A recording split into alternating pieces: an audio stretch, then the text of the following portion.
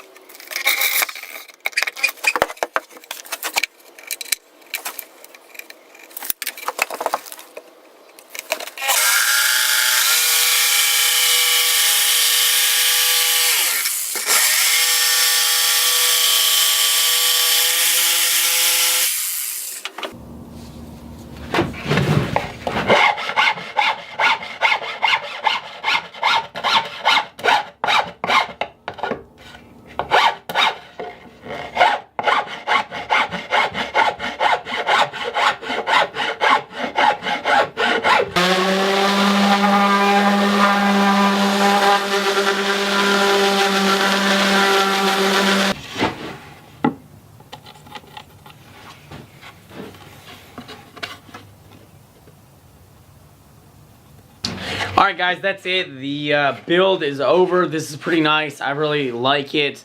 I hope you guys enjoyed it. I really like this because not only can I use it here in the shop for my kids to stand on, it's just about a foot tall, but it'll be nice to take and transport tools back and forth from the shop to the car.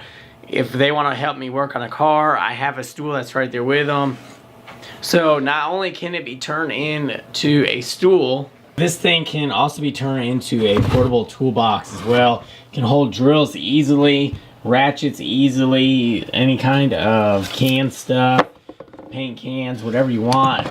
And it's really durable. I'm using 1/2 inch plywood for the sides, 3/4 inch, or for the longer size, 3/4 inch for the sides, with handles that were 2 inches, and the insides are rounded over.